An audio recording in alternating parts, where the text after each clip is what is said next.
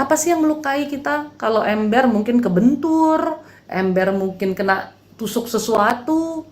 Tapi kalau hati kita, perkataan dan perbuatan orang.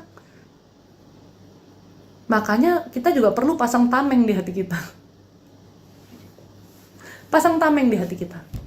Supaya pisaunya itu nggak kena. Pisaumu tidak menyakitiku, gitu loh. Tamengnya itu apa? Kesadaran diri. Kalau kata-katanya Yoi tadi kita pedulikan terus, lama-lama jadi luka di hati, merasa dikata-katai kan. Tapi kalau kita skip aja, ya udah.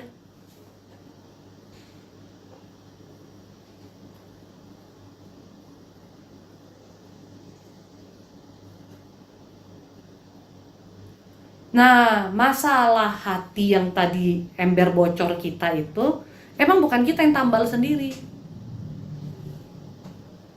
Tapi minta tolong Tuhan. Ibaratnya kita punya ember bocor, nih ember bocor. Tuhan, ini emberku yang bocor. Boleh dong Tuhan tambalin? Ini hatiku yang bocor, boleh nggak Tuhan tambalin?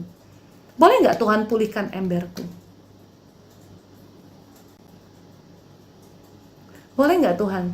Tuhan bukan tukang ember ya. Tapi kalau masalah hati, soalnya hanya Tuhan yang bisa pulihkan gitu loh. Ya. Memang betul, terkadang dari kesedihan, dari luka, dari kekecewaan kita bisa lebih dekat dengan Tuhan.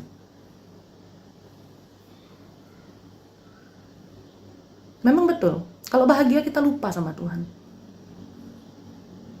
Tapi kadang kita mau mendekatkan dirinya, kita bingung. Dan rasanya terus hampa.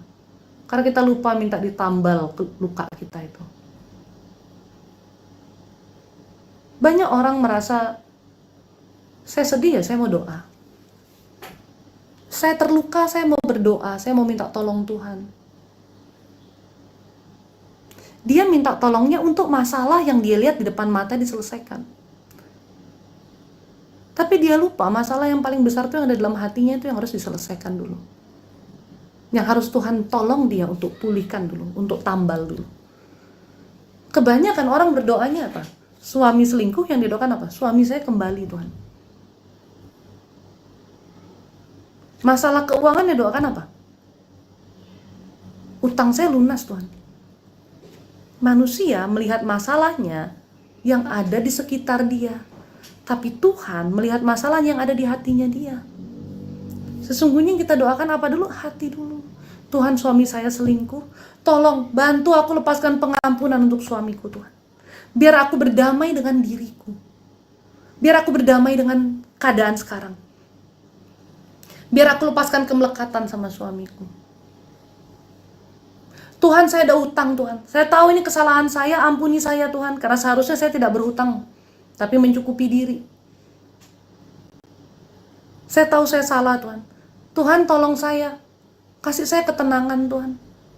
Karena sejak ada utang ini saya gelisah Tuhan. Saya butuhnya ketenangan. Beri saya ketenangan, beri saya kelegaan itu Tuhan. Beri saya kemampuan Tuhan untuk bisa bayar hutang saya. Kadang-kadang yang kita harapin apa? Ada tiba-tiba jutawan turun bawain duit bayarin utang.